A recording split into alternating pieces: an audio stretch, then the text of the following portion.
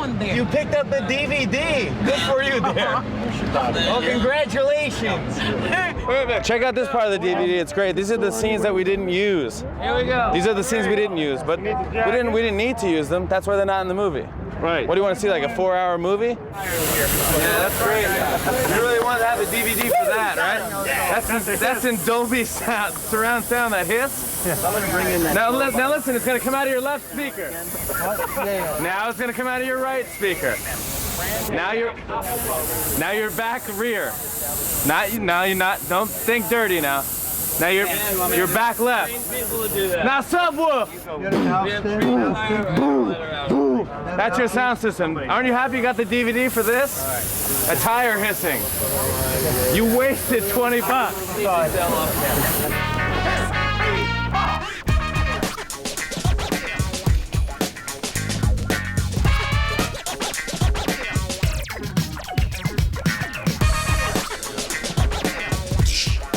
You see that coming, did you?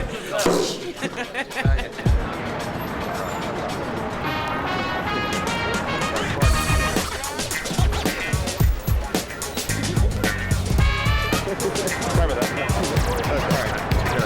I'm very. And give me the line and go. Vambora, menina, vou ficar aqui o dia inteiro.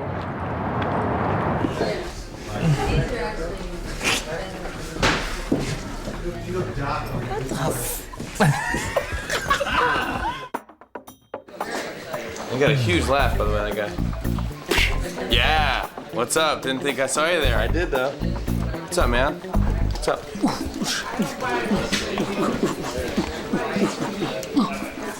I do cheap shots to everything. Cheap shot to everything. How long is this EPK? Is it 3 hours long? Because I did some bits already that I think should make the EPK. But no, they won't. They're gonna get cut. All right. How about New York, though? You don't know about the New York guys. They were good. They were good, the New York guys. No, I'm telling you, they were great. Better than LA. Just kidding. Come here. Just kidding. All right. Good to see you. It's based on this French film, Taxi, by Luc Besson, and it's a huge hit in France, and everyone loved it in France, so now we're going to Americanize it so that they hate it in France. So, but I think we did. I didn't look at it. I didn't watch the first one because I didn't want anyone saying, "Hey, you didn't do the scene where Carlson gets the, or you didn't remember that scene." I don't want to be compared to anything, so I just wanted to kind of just have fun and just make our own movie and trust Tim Story's direction. As soon as I met him, I just said, "This guy is incredible." And he and Latifah had already worked together on Saturday Night Live, and it just made sense. And they loved each other, and it was kind of like a done deal from there.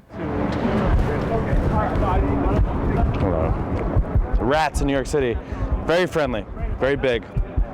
Very friendly, very big rats in New York City, but it's all right. Watch out, watch out, watch out. It's a rat, it's a rat, it's a rat. Get him out. Ah! Sorry, I blew his eardrums out. Jimmy Fallon and I have definitely become buddies.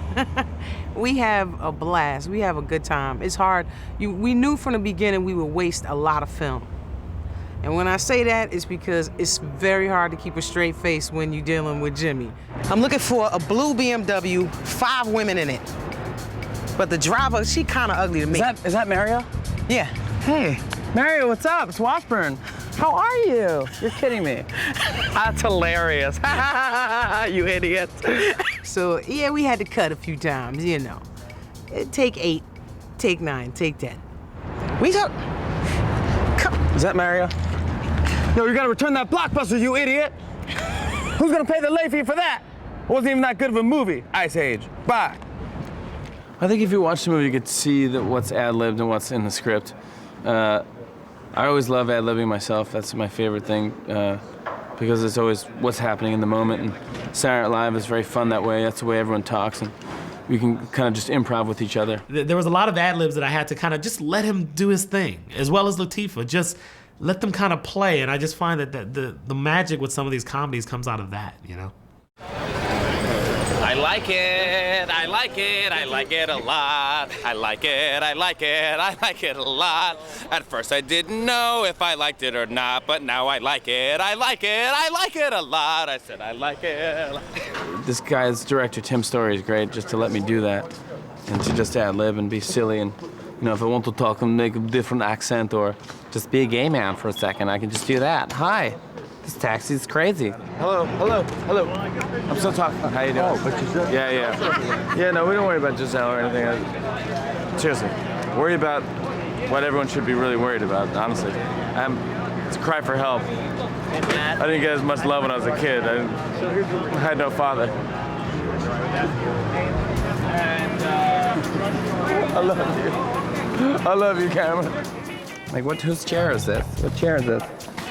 Stephen Cashman. What the fuck is that? What is that? What the fuck is that thing there for? It should be moved and put in a closet somewhere in a storage facility. For me, it's a challenge to hang with a comedian because they're so improvisational. But if there's one thing I have is a sense of humor. So, and I try to listen. So, I can roll with it, generally. You're looking at you. You know what? I'm away from you guys. They're sick, they're demented, and if I stay there too long, they keep pulling and touching on me. She's beautiful. She's funny. She can act. She rolls with you. You know, if you give her something, she'll roll with it, and she's quick. You know, you can't really ask for more. She's like perfect. Buckle up for safety, mother. Buckle up for safety, mother. Buckle up for safety, mother. Buckle up for safety, motherfucker. I ain't no cop. I'm a New York City cab driver, Yeah.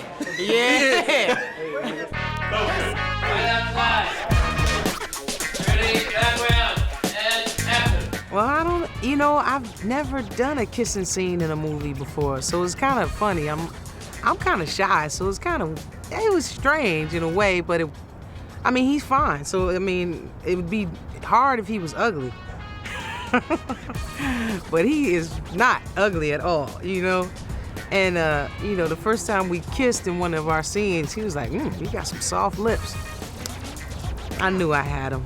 I knew it was over. It was over from that point on. Then I just started taking advantage of him. Throw a little extra on it. Just, leave the vision of Latifah in his mind. Forget about Belle. This is about Henry and no. Nah, but it was good because I think we got good chemistry, and he's like the type of guy that I probably would really like in real life. You know what I mean? And he's a pretty good kisser too, and he's got some soft ass lips himself. So I had no problems shooting that scene again and again and again, and I think I might have requested a couple takes myself. Yeah, I think we just needed to get it just perfect. I'm curious to know what Latifah said about the kissing scenes, but they're pretty good. I don't know if I should say it, but she's a great kisser. She's very good. We do have good chemistry. It's off the set, we talk about personal things, we laugh all the time in between takes, sometimes breaking up the takes because we just can't stop laughing. Very easy. I think we're both very laid back people, and I think you see how well we work together in this movie. God damn, look at your dick.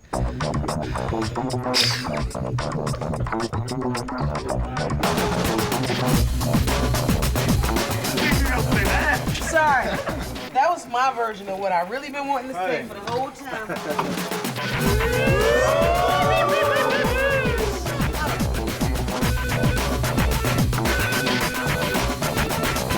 One of the highlights of, as far as locations and just what we shot in New York, was really filming in the middle of Times Square. I'm a LA native. I hadn't been to New York a lot of times, but I'm sitting in the middle of Times Square, and we've got this place, and you get the lights and the people and everything. You kind of get it for free, and I'm sitting here in the middle of I've got lanes and people are going around us, and so shooting in Times Square was just pretty incredible. Well, we shot, we started with our action in New York. We were in New York for about 2 or 3 weeks, and our second unit was out there as well.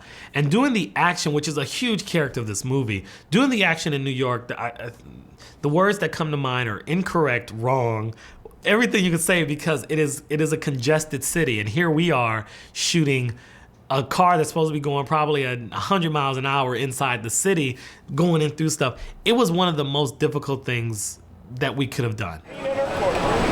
Why aren't we shooting people?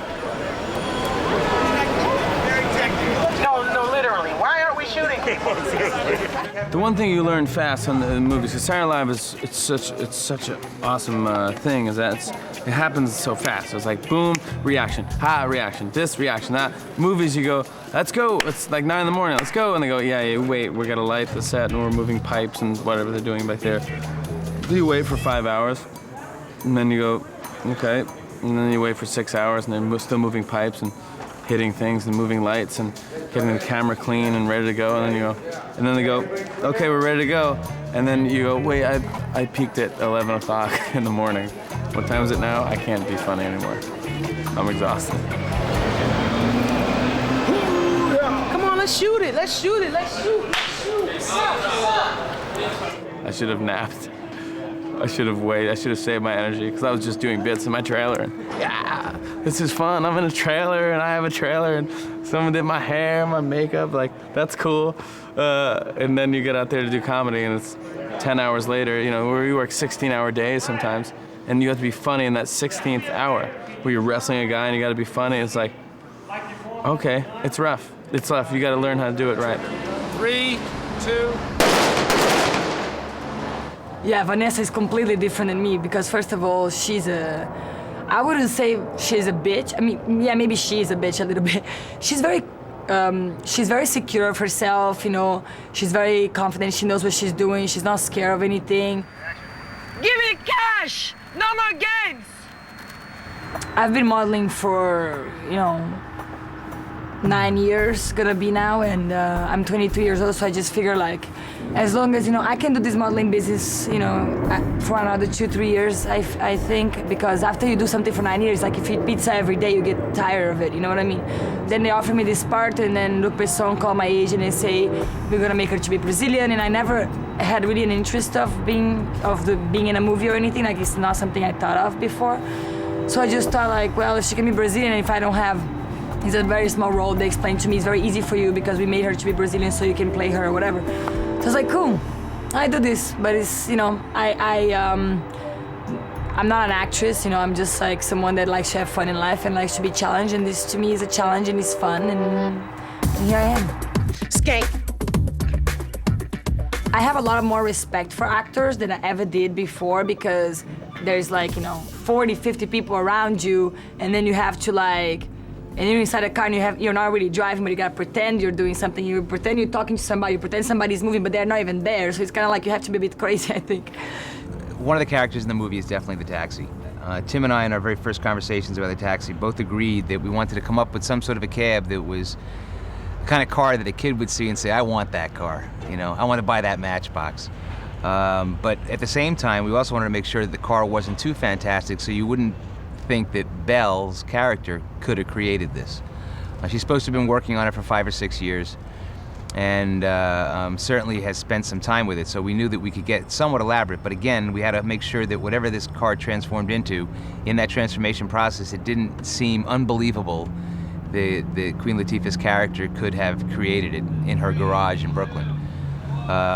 Through a number of illustrations and quite a lengthy process, we arrived at the cab you'll see in the movie. All the taxis in Manhattan, and I do mean all 12,560-something taxis, are all Crown Victorias. And it's only in the last 4 or 5 years that they've all become Crown Vics. Before that, there were some Chevys peppered in there and a few Dodges.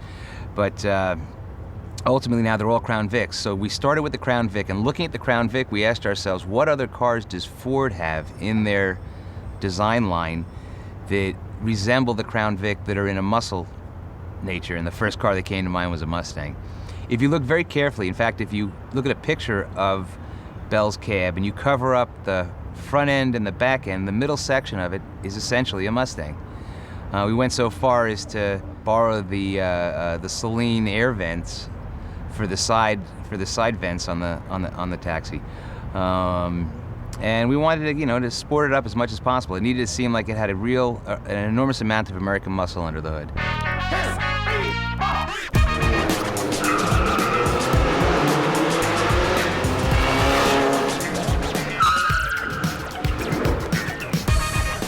To keep the movie believable and have a car like Belle's Taxi that can transform into this high-powered performance vehicle, Tim and I knew that the bad guys, the beautiful girls in the movie, needed to have a car that at least appear to almost outrun the Taxi. So it had to be a car of substantial capability. We settled in on a BMW because of its sporty nature, its sleek lines and sleek look, and also that we could get a car that's very new to this country right now, the 760. And the girls need to go through a transformation with their car where they, at a certain point, pre-planned that they knew they were gonna be chased at some point and have to change their disguise. So we devised an idea wherein the paint would peel off.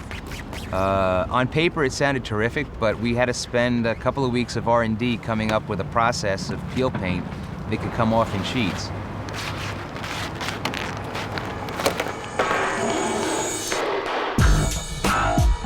We did double a lot of stuff in LA because at the end of the day, we needed to have scenes where you could actually close down a street and take 40 other cars and choreograph this action.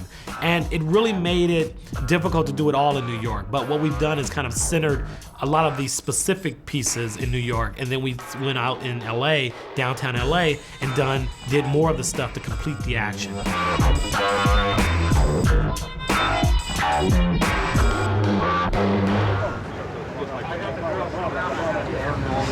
Look, we're friends. I like you.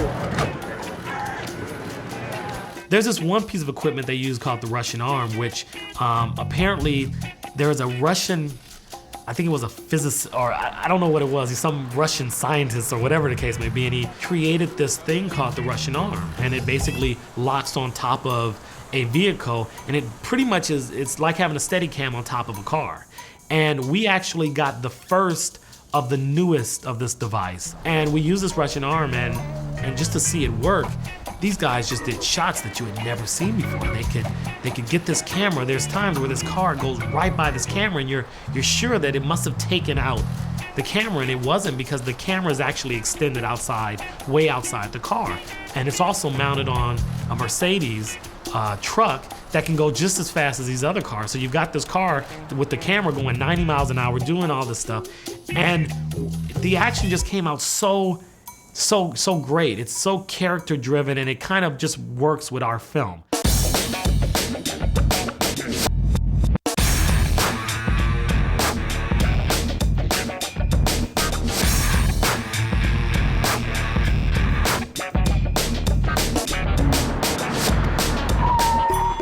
If you got music in your blood, you got rhythm in your blood.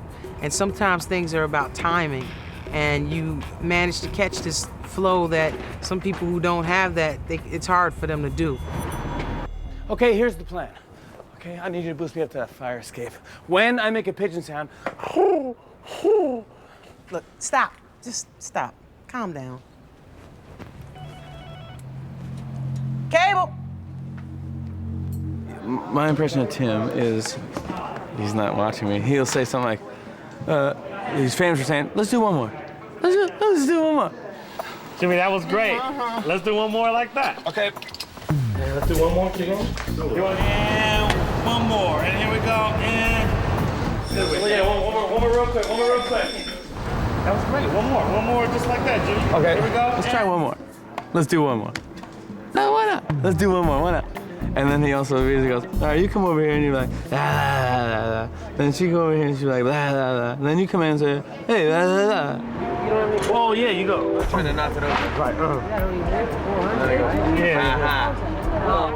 And if I actually took that direction, the movie would be like, la, la, la, la, la, la, la, la, la, la. He's great guy. And he gets the comedy out, and just, he's always in a great mood. He puts everyone in a great mood. I mean, everyone's happy here, you know? Stupid. It worked, right? Yeah, it's good. That's great, man. Great. Almost the end. The end of the beginning, that is. Hopefully I get a new set of fans that go to the movies and don't see Saturday Night Live and live in Italy or live in England, you know, or Japan, where they don't get Saturday Night Live. And even if they got it, they wouldn't get it, if you know what I'm saying. They would. So hopefully it reaches a lot more people, and I can entertain as many people as possible and make the world laugh. It'd be fun. cool. They actually Was I awesome? Was I awesome?